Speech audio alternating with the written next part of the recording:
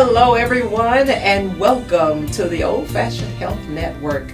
Good health inside and out. I'm Gwen McDaniel, your host for the Senior Living Show, and we are so excited to have you join us again this week. We had Dr. Joyce Irons in one of our last episodes, and she intrigued a lot of you as well as myself. Had some great conversation, and she agreed to come back. Thank you so much to join us again and talk about some of those most interesting topics. And some of you have actually called me and gave me some questions to ask her, so we put some things together for you, but we're really excited to have you back with us. Well, Dr. Irons, it's so exciting to have you back. And that cliffhanger that we left the last time has really got a lot of people excited to hear what you have to share with us again on better relationships at ages 50, 60, and 70 and over. And last time we talked a lot about healthy dating.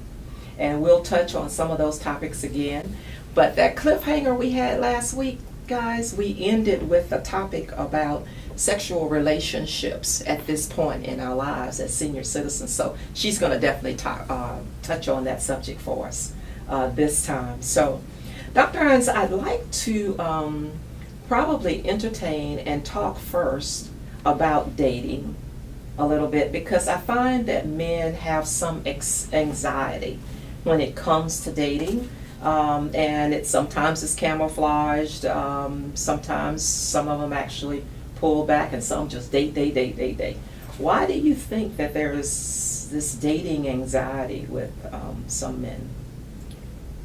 Thank you, Gwen, for asking that question. But first of all, I want to say thank you for inviting me back to be a part of this show. I, too, received several compliments and comments about dating and about relationships, because oftentimes we do not know really the true meaning of relationship, and we want to put the love and the intimacy on relationship without first finding out what does it mean to be in a relationship. And the question that you are asking about men and with their anxiety, we as women sometimes overlook men's feelings, and because men are different when it comes to relationship and how they express and communicate their relationship, we don't feel like that men are as anxious or suffer from anxiety, but they do. Rejection is really big for men, and men have a hard time with rejection and betrayal. And even though they have a mask and they sometimes do very well in masking their feelings, sometimes they are as anxious as we are when it comes to expressing how they truly feel about relationship. And in growing up, men as well as women didn't have great role models for healthy relationships. And so we had to learn by experience. We had to learn by watching our family, our co-workers, and sometimes our friends. And sometimes we don't always tell the truth about what we have experienced. And in camouflaging our actions and our behavior, we get caught up.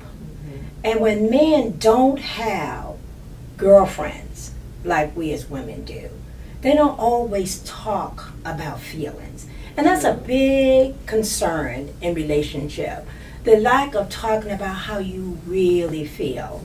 And that was taught early on in childhood too, is to pretty much camouflage your feelings. And I know you remember when you were growing up and mom and dad would say to the girls, if you fall, the girls will always get stroked and pat on the back, and dad would say, oh, let daddy fix it. Oh, it didn't hurt. Now, please be a big girl. Don't cry. Dad doesn't want you to see you cry. But when the little boy goes out and he falls and he hurts his knee and he comes in with tears, dad said, oh, man up. That didn't hurt you. Show dad how big you are. Don't cry. Men don't cry. So men become experienced with the fact that they cannot cry. So they learn early on how to mask their emotions. And then when men grow up and become dating age, they still remember that men don't cry. So their emotions are embedded. And that's part of the anxiety. When do I cry? Even when something catastrophic as an illness. And we do get these illnesses, early on now, catastrophic illnesses. And men are trying to say, how do I respond? How do I react? I don't want to show that I am emotionally hurt when they are bruised. So that counts for a lot of the anxiety that men have, and not knowing when to show their true feelings. I agree with that, because oftentimes, even with our brothers, we can see in the family, and sometimes they won't even share it with sisters. Absolutely. Because they don't want to look that weak. But I find when a man shares really how they feel and shares how grateful they are, it's actually, guys, really sexy. And so we look for that in our men, and it means a lot to us when they're able to really share who they are, and we know that we are dealing with this very unique individual, because everybody can't share their experience, their emotions. And that's another thing, Gwen, that is different that we have experienced, because as women, we are anxious to say how much I love you. And we use that word on a regular basis. I love you. I really love you. And when men hesitate to say those words, does not mean that they don't love you, because men rather show their action. They rather show you how much they love you. Let me help you do this. Let me hang that light bulb for you. Let me wash the dishes with you. Let me cook you a meal. Let me wash your car. They do the service, the part. I don't know if you read the book, The 5 Love Languages. That's another thing about strong relationships. What are your love language? And once a man know your love language, and it could be the same as the female's love language, but oftentimes our love languages are a little different. But in building a relationship, we want to know what makes a man feel good. Right. And you remember the last show we talked about the 3 basic ingredients that I feel are very essential in a relationship.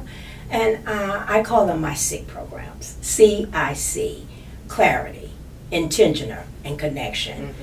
Clarity, be honest with each other. Be upfront with each other. Let each other know how you feel, and own that feeling. Sometimes, we say, oh, you don't feel that way. Of course you feel that way, and however you feel it. If a man feels like he can't do a certain thing for you, it's okay. Teach him, work with him, show him, and appreciate him. That's another thing. Men love to be masculine, and oftentimes we emasculate a man. We don't tell him how much we appreciate him. Maybe he didn't prepare the meal the way you really prepare a meal. But tell him, let him know, I really appreciated that meal. Sure. Make him feel masculine. Make him feel like he did something really big. He mopped the kitchen. Thank you. I appreciate you for that. Make him want to run the bath water. Don't say, oh, that's still cold. Or, that's not hot enough. That's not the way I do. We don't do things the same way, but we can show gratitude. And so I just think that once we are clarity, we are clear about what we want in a relationship, then the I is intentional. We have to be intentional of that. Oh, you look beautiful today. I intended to look beautiful. Because you want to see how he feels. You want to see him smile. It's nothing like a smiling man to me, and I think that's sexual. And then the third one is connection. The third C, C-I-C, connection. We have to be connected. The more connected we are, the more we are in tune to the relationship. Because relationships are built. They're not founded. We have to build relationship. So when you tell a man how you feel, he tells you how he feels, and you are honest about it, you're doing things intentional, it's easy to be connected. That is so, so true. And oftentimes when we don't really share how we feel or appreciate how each other feel in a relationship, it tends sometimes to interject a lack of trust toward each other. Absolutely. And I was wondering if maybe that lack of trust might be the reason why some men may go from one relationship to another. Oh, I'm so glad when you talked about trust, because in many circumstances, men lost that trust early on as little boys. When the daddy betrayed them, a dad abused them, a dad abused mom, a dad was not in the picture, and they didn't see that trust. And so they carried that with them inside. And so they learned early on not to trust in relationships. And so once you learn not to trust in a relationship, forgiveness is so hard. And once you forgive, you free yourself up to learn how to trust again. And women, same as men, we have trust issues. Mm-hmm. Once we have been betrayed, it's hard to go back and say, I forgive you. But forgiveness means letting go. Letting go of something. Something has to die, or something has to be gotten rid of. Not literally death, but you got to leave that baggage behind.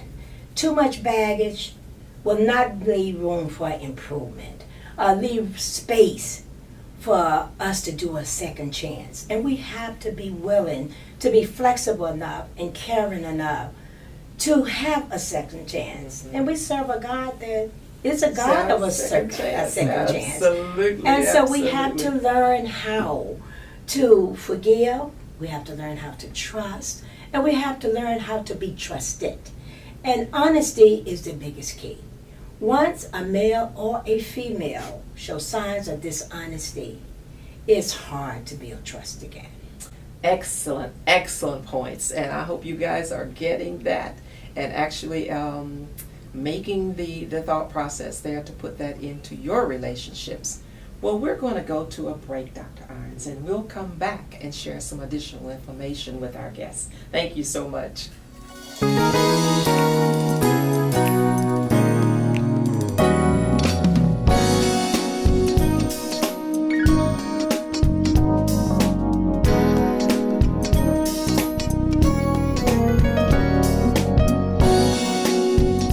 Welcome back, everyone. We're excited that you agreed to join us again. And Dr. Irons and I were just talking about some excellent tips on dating and anxiety and trust and all of those interesting things that do come into play with our relationship. But last time we talked, we left a little cliffhanger out there. And it was actually centered around how do we maintain, Dr. Irons, that love, the romantic, that sexual relationship with our partners at this point in our lives. I'm smiling, Gwen, because I received many calls because we left off by my saying that my 93-year-old spouse had invited me to brunch. Mm-hmm. And I received calls saying, did you go to brunch with your husband? I did. We went to the Pecan restaurant and we had a very nice brunch and he was very excited. There is no age limit on how long that you can be in a healthy relationship, sexually, intimacy. It is a mindset. Mm-hmm. Your relationship starts up here. Your psyche, and then it goes to your heart. If you are in a healthy relationship, and I do say healthy, that we can carry it on indefinitely. Mm-hmm. And our age group, 50 and over, we know exactly what we want, we know what we don't want. And the one thing we want is to please each other. Relationships are swinging door. They go both ways. It's give and it's take. It's give and it's take. And so often we feel like it's a competition game. It is not that. Now, all our bodies change at a certain age. We cannot mask that. We cannot fool ourselves. And women, as men, we have health issues. Mm-hmm. And so when we're on the medication, sometimes medication, cardiovascular diseases, high blood pressure medicine, and diabetes, all of that affect male and female health. But if we are healthy, encouraging each other, caring for each other, stroking each other. Men love to be stroked. Yes. And complimenting each other. making each other feel worthy and valued, and stepping out of self to do that special. It can be a little something, but be intentional about it. You know, the way you look. Your look is very important. Good hygiene, cleanliness, and the way you share a story, or watch a movie, or hold hands, or run the bath water. It is the little things that count most of all. It's not so much as how much you can spend. It's what you can give from the heart, the sincerity. You know, to tell you I love you. Show me that you love me. Take time. Listen. Be a good listener. Compliment. Encourage. Motivate. Stimulate. All of these components. It's not what we see at the top of the iceberg. It's not all just looks. It's our character. It's our behavior. It's just saying thank you. I appreciate you. Show it. Don't just say it. Oftentimes we get on the phone and we talk to our friends and we talk about the good deeds that our men, do for us. Don't just tell your friends. Tell the person. We want to hear it. And the more that we hear it, the more we want to do for you. Relationships are hard, but they're easy because it's the end result. And be a visionary. Think ahead. What can I do for my man this evening? What can I cook? I mean, oftentimes we feel like, I don't have time to cook. I don't want to cook. But just show him I care. I intentionally want to make you happy because you make me so happy. I love being in good relationships. And when you are in a good relationship, you show it and you give back. And we can't give enough of ourselves when we truly love someone. It's so interesting that you say that because love is really not about us. It is not. It's actually about the other person. It and actually is. what we can share and show that person. And I find, too, that couples that are really in love with each other and share with each other, they live longer. They do. They're happier people. They are due. And so if you want a really long life, some of you are going to have a long life anyway, so it might as well be one that's happy. And if it's happy, if your life is healthy, the healthier you are, the more loving you are. And you don't always have to say it because love shows. Yes. And love is infectious. It is. It's catching. And there are people, I know a lot of people who are genuinely in love. And everyone wants to be at that stage, no matter what the age is. And don't put a limit on your age. Because love is an attitude. It is. And when you have that attitude, it's nothing like it. And the other part about that is when you genuinely can love someone else, it means you love your own life. Absolutely. And that's what I get up every day saying, I love my life. And when you say I love my life, I hear you say I love myself. And that's the first component. You can't love another unless you love yourself. And it is so important not to compromise self. Love yourself. Take care of yourself. Teach others how to love you by the way you love yourself. And when you love yourself, and the Bible will tell you, you can step out of self and be there for somebody else. Well, you heard it from the Dr. Irons.